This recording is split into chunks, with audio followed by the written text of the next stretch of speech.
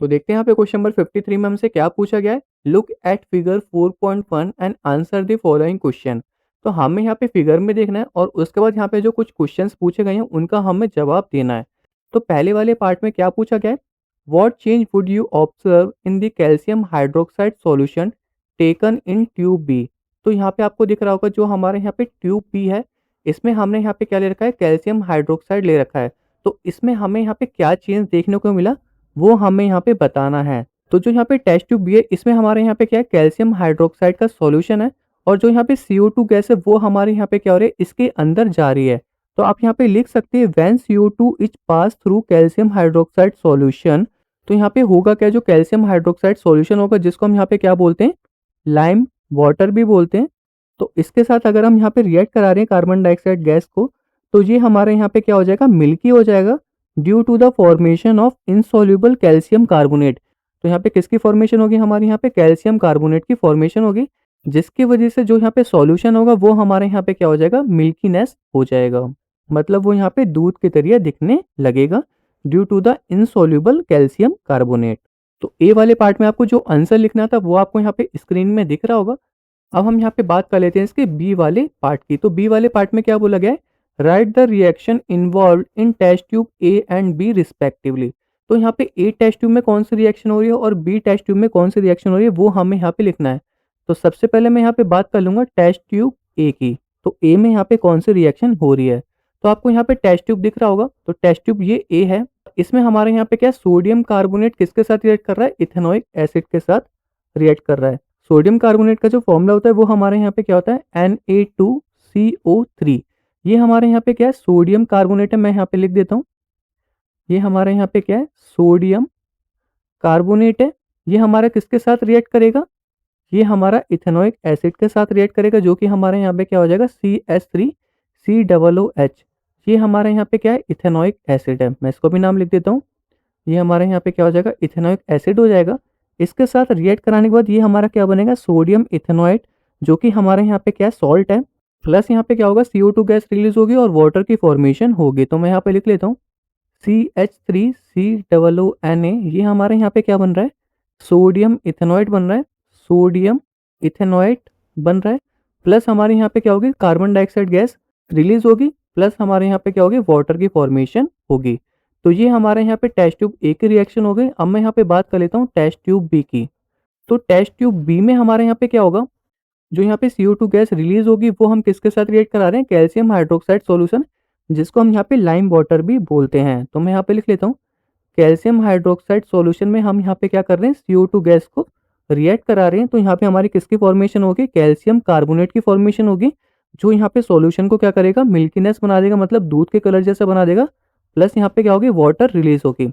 तो ये हमारे यहाँ पे क्या है, कैल्शियम, इसको पूरा लिख लेते हैं, कैल्शियम हाइड्रोक्साइड सॉल्यूशन, जिसको हम यहाँ पे क्या बोलते हैं, लाइम वाटर भी बोलते हैं। क्या बोलते हैं इसको हम यहाँ पे, लाइम वाटर भी बोलते हैं। इसको हम यहाँ पे किससे कर रहे हैं, CO2 गैस से रिएक्ट कर रहे हैं। तो हमारी किसकी फॉर्मेशन हो रही है, कैल्शियम कार्बोनेट की हो रही है, जो कि यहाँ पे क्या हो रहा है, इनसॉल्युबल होता है इन वाटर, जिसकी वजह से जो हमें सॉल्यूशन दिखता है वो हमें यहाँ पे मिल्कीनेस दिखता है। इसका मैं यहाँ पे नाम देख देता हूँ। ये हमारे यहाँ पे क्या था, कैल्शियम कार्बोनेट था, कैल्शियम कार्बोनेट था, जो कि हमारे यहाँ पे क्या था, इनसॉल्युबल था, जिसकी वजह से जो इसका कलर हो जाएगा वो हमारे यहाँ पे क्या हो जाएगा, मिल्कीनेस हो जाएगा। क्या हो जाएगा, मिल्कीनेस, दूध के जरिए दिखने लगेगा। तो हमने यहाँ पे क्या करा, दोनों ही टेस्ट ट्यूब की रिएक्शन लिख ली है। तो होप आप ये रिएक्शन नोट डाउन कर लेंगे। अब मैं यहाँ पे क्या कर रहा हूँ, इसको पूरी तरीके से यहाँ पे रफ कर देता हूँ। उसके बाद हम यहाँ पे सी एंड डी पार्ट की बात कर लेंगे। अब यहाँ पे बात कर लेते हैं सी पार्ट की। सी में हमसे यहाँ पे क्या पूछा गया है, if ethanol is given instead of ethanoic acid would you expect the same change. तो यहाँ पे बोला गया है, जो हमें यहाँ पे इथेनॉइक एसिड दे रखा था टेस्ट ट्यूब ए में, इसकी जगह हमें यहाँ पे कोई अल्कोहल दे रखा होता है, जैसे कि यहाँ पे इथेनॉल की बात हो रही है। तो यहाँ पे क्या फर्क होगा वो हमें यहाँ पे बताना है। तो अगर मैं यहाँ पे इथेनॉल को सोडियम कार्बोनेट के साथ रिएक्ट करूँ तो वहाँ पे कोई भी रिएक्शन नहीं होगी। तो आप यहाँ पे लिख सकते हैं, if ethanol is taken instead of ethanoic acid no change will occur because ethanol is a very weak acid and hence cannot decompose sodium hydrogen carbonate to produce or give carbon dioxide gas. तो कुल मिला के सी में हमारे यहाँ पे क्या होगी, कोई रिएक्शन नहीं होगी, क्योंकि जो हमारे यहाँ पे इथेनॉल है वो हमारा बहुत वीक एसिड है और ये हमारे यहाँ पे सोडियम कार्बोनेट को डिकम्पोज नहीं कर पाएगा, और डिकम्पोज नहीं होगा तो वहाँ पे कोई भी कार्बन डाइऑक्साइड गैस रिलीज नहीं होगी। तो इसके रिएक्शन में आप यहाँ पे क्या लिखोगे, सबसे पहले हमें यहाँ पे इथेनॉल लिखना है, CH3CH2OH। तो ये हमारे यहाँ पे क्या हो जाएगा, ये हमारे यहाँ पे इथेनॉल हो जाएगा। प्लस हमें यहाँ पे सोडियम कार्बोनेट लेना है, Na2CO3। तो ये हमारे यहाँ पे क्या है, सोडियम कार्बोनेट, मैं लिख देता हूँ सोडियम कार्बोनेट। इसको अगर मैं यहाँ पे रिएक्ट कराऊंगा तो यहाँ पे कोई भी रिएक्शन नहीं होगी, नो रिएक्शन, बिकॉज जो हमारा यहाँ पे इथेनॉल है वो वीक एसिड है, और ये हमारा सोडियम कार्बोनेट को डिकम्पोज नहीं कर पाएगा, जिसकी वजह से CO2 गैस यहाँ पे रिलीज नहीं होगी। तो ये तो हमारे यहाँ पे सी पार्ट का आंसर हो गया। अब मैं यहाँ पे बात कर लेता हूँ इसके डी पार्ट की। तो देखते हैं यहाँ पे डी पार्ट में हमसे क्या पूछा गया है, how can a solution of lime water be prepared in the laboratory. तो हम यहाँ पे लाइम वाटर का जो सॉल्यूशन है हम यहाँ पे लैब में कैसे प्रिपेयर कर सकते हैं वो हमें यहाँ पे बताना है। तो हमें यहाँ पे क्या करना है, टेस्ट ट्यूब को लेना है, उसमें हमें यहाँ पे कैल्शियम ऑक्साइड लेना है जिसको हम यहाँ पे क्विक लाइम बोलते हैं, उसको पानी में क्या करना है, ऐड कर देना है। उसमें से यहाँ पे जो कुछ पार्टिकल्स है वो यहाँ पे डिसॉल्व होकर क्या बनाएंगे, कैल्शियम हाइड्रोक्साइड बनाएंगे जिसको हम यहाँ पे लाइम वाटर बोलते हैं। और जो मेजॉरिटी पार्टिकल्स होंगे वो यहाँ पे क्या होंगे, सस्पेंडेड हो जाएंगे। उसको हमें यहाँ पे क्या करना पड़ेगा, फिल्टर करना पड़ेगा। फिल्टर करके उसके बाद जो हम यहाँ पे क्लियर सॉल्यूशन ले सकते हैं किसका, लाइम वाटर का। तो इसकी जो यहाँ पे रिएक्शन होगी वो यहाँ पे क्या होगी, वो मैं आपको यहाँ पे लिख देता हूँ। हमें यहाँ पे क्या लेना है, क्विक लाइम लेना है जिसको हम यहाँ पे कैल्शियम ऑक्साइड बोलते हैं। ये हमारे यहाँ पे क्या है, क्विक लाइम है, और इसका मॉलिक्यूलर नेम क्या होगा, कैल्शियम ऑक्साइड होगा। प्लस हमें यहाँ पे क्या करना है, वाटर के साथ रिएक्ट कराना है।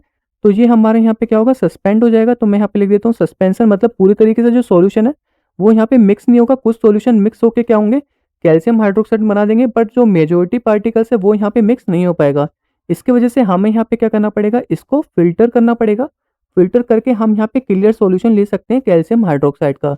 तो मैं यहाँ पे लिख देता हूँ क्लियर सॉल्यूशन मिल जाएगा हमें यहाँ कैल्शियम हाइड्रोक्साइड का, जिसको हम यहाँ पे क्या बोलते हैं, लाइम वाटर बोलते हैं। ये हमारे यहाँ पे क्या मिल जाएगा, लाइम वाटर मिल जाएगा। तो होप आपको इस क्वेश्चन का आंसर समझ में आ गया होगा। अब हम चलते हैं अपने नेक्स्ट क्वेश्चन की तरफ।